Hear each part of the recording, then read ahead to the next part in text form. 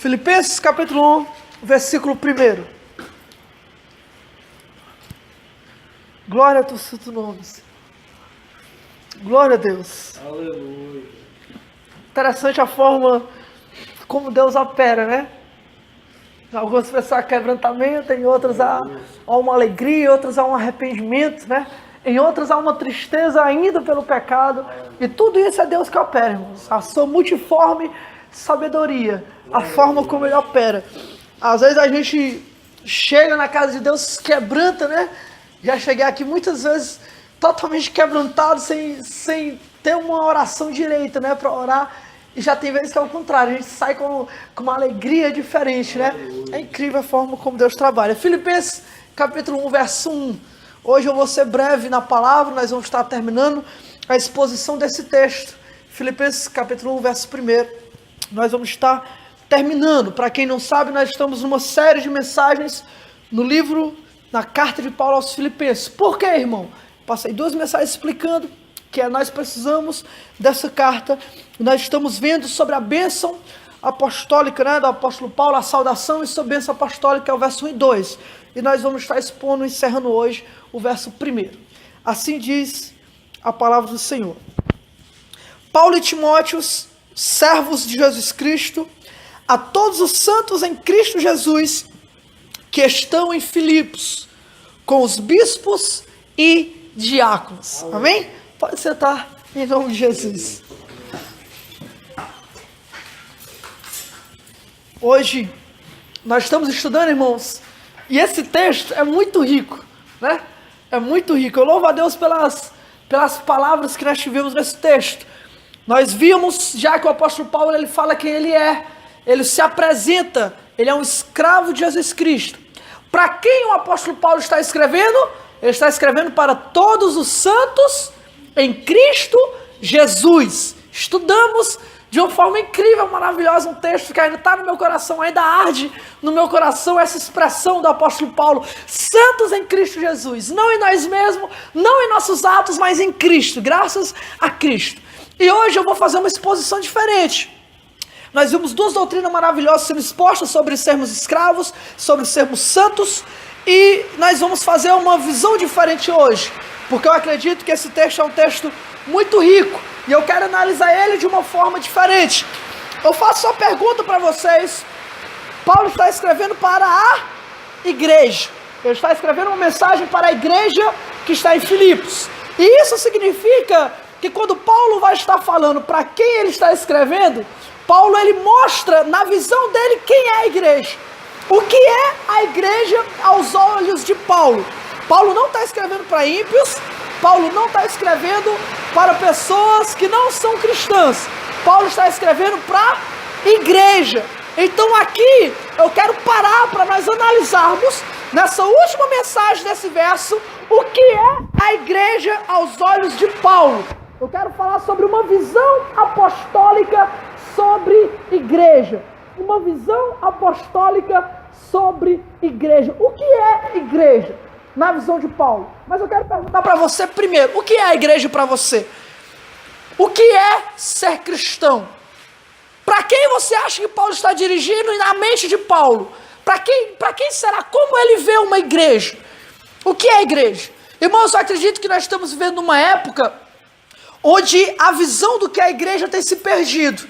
Onde a visão do que é ser igreja tem sumido dos púlpitos, tem sumido até da nossa vida.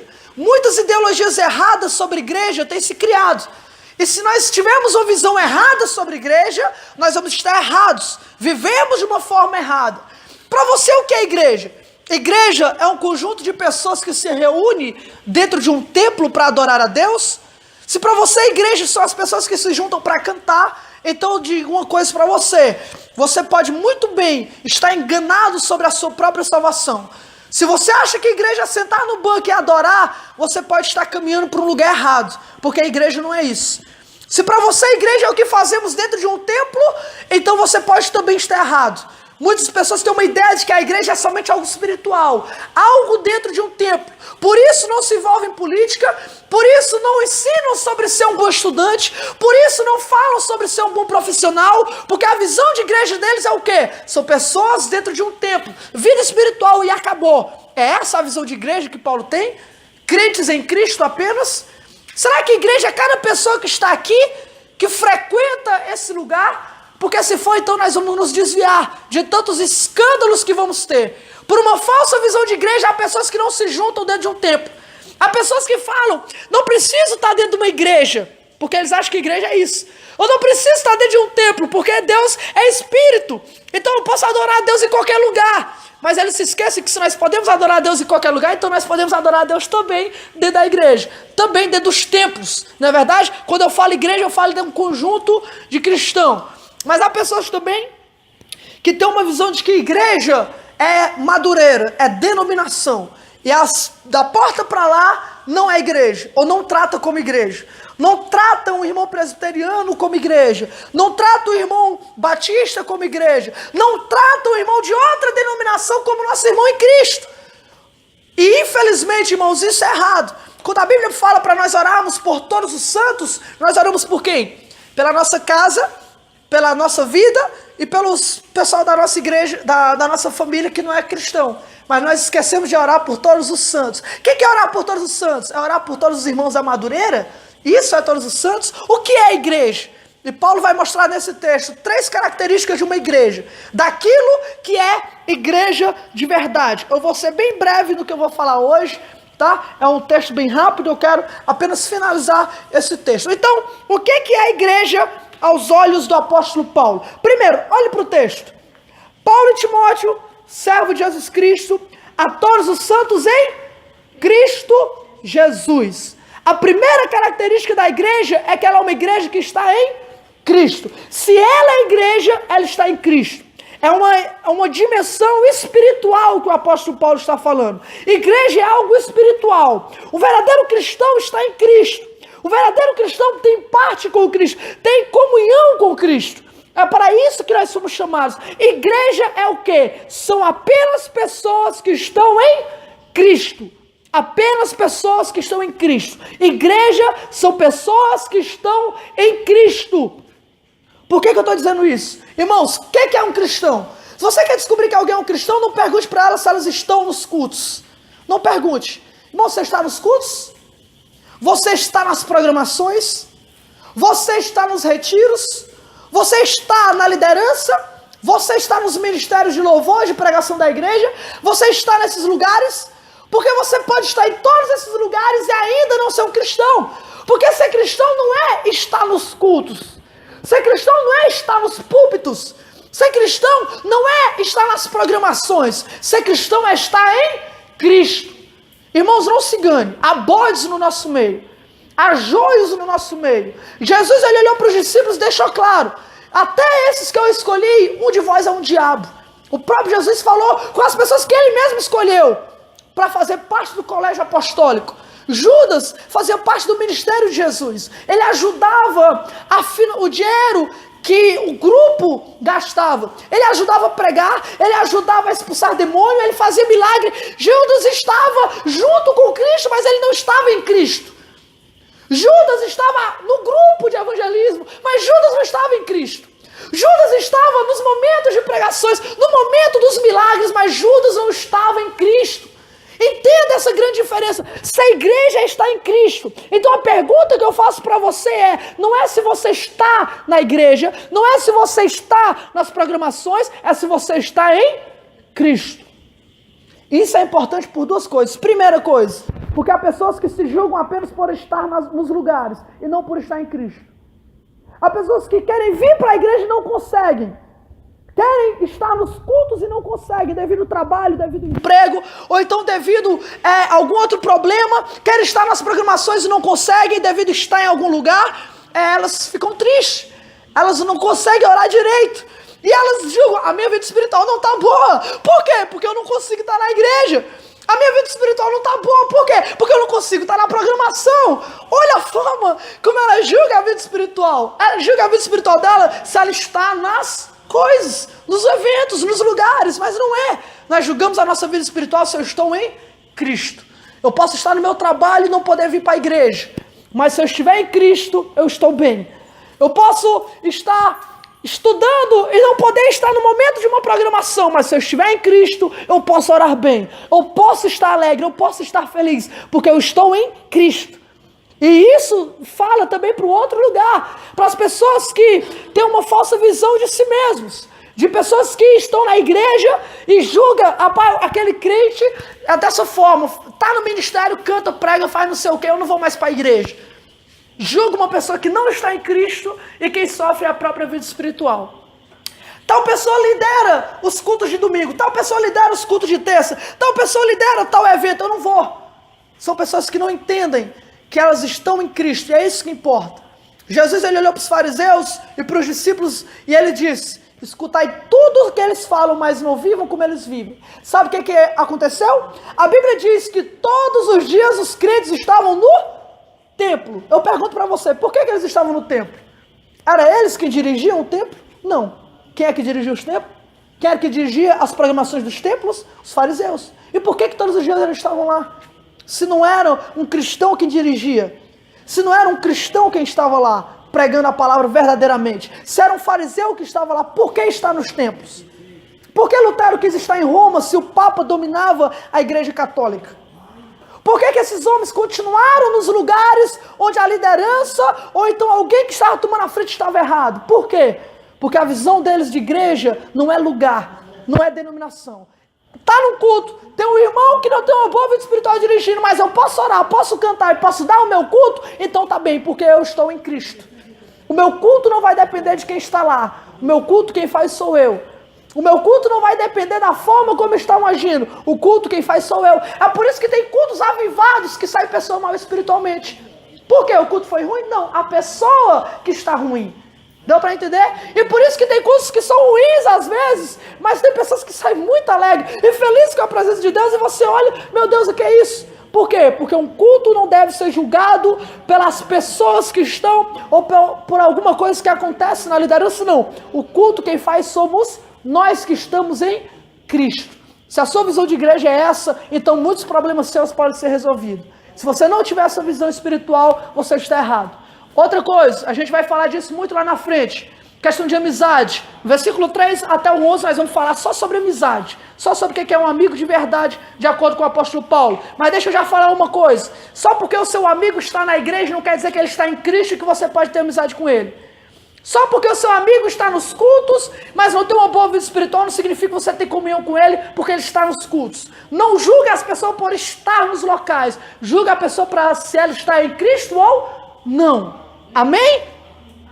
Deu para entender isso, né? É um problema que a mocidade enfrenta muito. Ah, fulano de tal está nos cultos, está no ministério, está não sei aonde, a pessoa tem comunhão, vai, corre atrás, tem tudo isso. Quando eu falo de ter comunhão, irmão, eu não estou falando de você dar uma palavra, querendo estar perto, ajudar a pessoa, não. Eu estou falando de você estar junto para viver como o mundo vive. Sabe como é que é a comunhão do ímpio? Ele gosta de uma coisa mudando, o outro também gosta, se junto vão falar. Deu para entender? A comunhão cristã muda em quê? Eu junto com meu amigo cristão vou falar de uma série do mundo e continuo, isso é comunhão, é? É a mesma coisa do mundo, mudou o quê? Nós vamos aprender com o apóstolo Paulo. Não devemos julgar os nossos amigos ou as pessoas ao nosso redor de acordo de onde elas estão na igreja, programação, evento, mas sim se elas estão em Cristo. Amém? Da mesma forma, não devemos julgar as pessoas que não podem participar das programações ou que não participam de algum lugar se elas por não estarem lá. Tem pessoas que faltou hoje. Pode ser que alguns de nós, de primeira mão, possa querer julgar de uma forma errada. Mas se ela estiver em Cristo, então, irmão, nós devemos entender que ela merece ser amada como nosso irmão. Se você está em Cristo, e se eu estou em Cristo, querendo ou não, nós somos irmãos de sangue. E se eu não quiser, então tem alguma coisa errada. Será que eu estou em Cristo? Não é verdade? Então, parem para pensar dessa forma.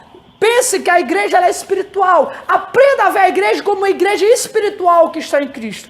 Em segundo lugar, a igreja não somente está em Cristo, ela está em Filipos. Eu escrevo aos santos que estão em Cristo, que estão em Filipos. Uma igreja que está no céu, mas uma igreja que está na terra. Cidadãos do reino, mas cidadãos do mundo. Servos de Jesus Cristo, mas servos também de seu patrão. Tem que servir o seu patrão, tem que trabalhar em algum lugar. Pessoas que estudam as escrituras, mas que também estudam material que infelizmente a igreja chama de secular. A segunda característica de uma igreja, ela não somente está em Cristo, não é somente espiritual, mas a igreja não pode parar e esquecer que ela está em Filipos, ela está em Sobral, ela está na terra, ela está aqui. E a igreja, irmão, tem que entender isso. É triste, eu já conversei com o Jorge várias vezes sobre isso, e com algumas pessoas também, e no retiro eu conversei com uma pessoa que veio falar comigo, né, um dos líderes, né, uns presidentes jovens veio conversar comigo, pedindo ajuda, como ele podia ter mais tempo para poder buscar a Deus. E eu falei para ele, irmão, você trabalha? Trabalho, então você está buscando a Deus no seu trabalho. Ele olhou para mim assim, sério, irmão? Eu, sério. Você está trabalhando para ajudar a sua família? Sim. O que lhe move é o amor de ver os seus filhos bem? O que move é o desejo de sustentar a tua casa? Ou tu simplesmente quer ganhar dinheiro e esbanjar ele de qualquer jeito? Não, quero cuidar da minha família. Então, você está servindo a Deus. Você não está esquecendo a obra de Deus. Às vezes as pessoas, irmão, eu estou tão envolvido no meu trabalho que eu estou esquecendo a obra de Deus. Como assim? Não é da obra de Deus trabalhar? Não faz parte das ordenanças de Deus? Não foi Ele que nos deu o trabalho? Não foi Ele que nos mandou trabalhar? E aquele que não trabalha, que não coma? Não foi Ele que disse que ao homem que Deus se alegra, dá a Ele o prazer de desfrutar do fruto do seu trabalho? Não é a ordem de Deus? Ah, irmão, eu estudo, não consigo participar da obra de Deus. Não é da vontade de Deus que você estude, quer dizer isso? Quer dizer que não é da vontade de Deus que você aprenda alguma coisa, descubra sobre os mistérios do ser humano que Ele criou e que Ele formou, que você não veja Ele na criação, que você não aprenda a forma como Ele criou o mundo de uma forma matemática. Para quem não sabe, o universo é matemático. Será que não é da vontade de Deus? Não participa? Não era Daniel um grande erudito? Não era Daniel um grande conhecedor? Não era Sadraque, Mesaque e Abednego homens cheios do conhecimento, de tal forma que o próprio rei colocou eles no palácio? Não era Paulo um grande erudito, conhecedor de grego, conhecedor dos poetas gregos, conhecedor dos lugares com que ele andou? Não é isso a obra de Deus? Esqueceu que fazer parte da igreja significa fazer parte da terra ainda? Então, irmãos, se nós não entendemos que a igreja está em Cristo, mas ela está em Filipos, nós vamos nos falhar muito, nós vamos nos entristecer muito. Se eu tivesse aprendido isso mais cedo, eu estaria já num lugar bem melhor hoje, pode ter certeza, né? Se eu tivesse aprendido isso antes, seria maravilhoso. Deixa eu dizer uma coisa sobre estudo para você. Você acha que Adão era inteligente? Você acha que Adão conhecia de biologia? Sim. Será que Adão era perfeito no intelecto? Será que Adão se garantia no intelecto, no conhecimento que ele tinha? Sócrates uma vez falou que o homem que colocou o nome em todos os animais deveria ter um intelecto colossal. Porque para poder olhar para cada animal e saber desenvolver um nome de acordo com a natureza e com o habitat que ele tinha, não é para qualquer pessoa. Irmão, estar em Cristo é você ser regenerado para ser como Adão. Você sabia disso? O trabalho de Cristo é agora lhe fazer parecido como Adão era. Perfeito. É por isso que tem analfabeto que odeia estudar e depois que se converte, começa a estudar. É por isso que tem pessoa que não gostava de estudar nem português, hoje em dia estuda grego e hebraico. É por isso que há pessoas que odiavam ler qualquer livro, hoje gostam de ler as escrituras, gostam de ler outros livros. Por quê? Porque o Espírito traz de volta o desejo de aprender, o desejo de estudar. Isso não é obra do diabo, irmão, isso é obra do Espírito. Amém? Então, você está em Cristo, mas você está em Filipos. Com relação à política, a mesma coisa. Era um povo que está em Cristo, mas é um povo que está na terra. Precisa influenciar. Quando Jesus falou que você era sal da terra e luz do mundo, você imaginou o quê? Você pensou que a gente não tem que envolver nada? Você acha que a gente tem que cuidar só da vida espiritual, é isso? Será que quando eu envolvo a vida espiritual, eu não envolvo a forma como o mundo é governado, a forma como as pessoas são governadas, as leis do lugar? Será que Deus errou quando resolveu fazer de Israel um estado? Será que Deus errou quando resolveu escolher Davi como rei? Será que Deus foi o primeiro, a pessoa a errar e colocar alguém santo para governar? E colocar leis, que até hoje ele chama de lei, não somente a palavra, mas são leis? Será que Deus errou ao colocar Daniel naquele lugar? A escolher com que Sadraque, Mesaque e Abednego, em vez de morrerem, continuassem vivos naquela fornalha e darem prosseguimento ao trabalho que eles estavam desenvolvendo no reino? Já dizia o Jordi umas 1000 vezes, isso ficou na minha cabeça. A política, a igreja não precisa da política, mas a política precisa da igreja. Eles são ímpios, a maioria. Eles são pessoas que precisam de uma vida espiritual. E eles vão dirigir de acordo com a vida deles. Então, se você quer cuidar da vida espiritual deles, você querendo ou não vai envolver política. Porque eles são políticos. Amém? Você está em Cristo, mas você não deixa de estar na terra. Você não deixa de servir a Deus no teu trabalho, na tua escola, na tua família, na forma como você vota. Você não deixa de estar na terra. Essa é a segunda característica que Paulo nos mostra sobre o que é a igreja. A igreja está em Cristo e a igreja está na terra. Não oro, Jesus falou, para que os tire do mundo, mas oro para que os livre do mal. Amém? Terceira coisa para a gente encerrar. Ele escreve para os santos em Cristo que estão em Filipos com os bispos e diáconos. E aqui eu encerro. A igreja ela também é eclesiástica. Ela não somente está em Cristo, não somente tem influência na terra, mas existem divisores dentro da igreja. Não divididos, entenda isso. Existem pessoas separadas para alguns atos, para alguns ministérios. A igreja ela é organizada em ministério. Mas o que eu acho interessante, irmãos, é que Paulo é totalmente diferente da igreja de hoje. Se fosse a igreja de hoje, a gente escreveria assim, ó. O santo Paulo aos escravos em Cristo não sei de onde. Ele escreveu o contrário. O escravo Paulo aos santos em Cristo. Ele não escreveu ao reverendo pastor fulano de tal e a sua igreja. Não, a igreja e ao pastor. Porque os líderes existem para a igreja, não a igreja para os líderes. Esse conceito de que a liderança está acima da igreja, isso é errado. Esse conceito de que os homens estão acima dos homens é errado. Isso é doutrina errada. Paulo não se dirige primeiro aos líderes. Paulo se dirige primeiro aos santos, juntamente com os bispos e diáconos. Está aqui duas divisões dentro da igreja.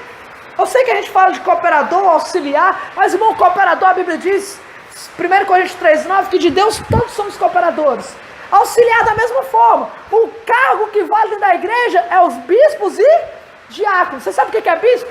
Na Bíblia, bispo, pastor e presbítero é a mesma coisa. Bispo, pastor e presbítero é a mesma coisa. Os bispos, pastores e presbíteros eram dedicados à palavra de Deus. Ou seja, a igreja precisa de pessoas que ensinem a palavra de Deus. A igreja precisa de bispos. E os bispos precisam de Paulo. Os bispos também têm que aprender a palavra de Deus.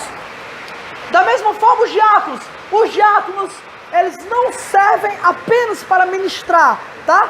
Os diáconos, eles servem para servir a igreja naquilo que é braçal, naquilo que organiza a igreja, no lado exterior da igreja. Então, os diáconos servem para isso também. Então, Paulo, ele escreve, mas o que eu quero fechar aqui, para você entender, primeiro, a igreja, ela é espiritual.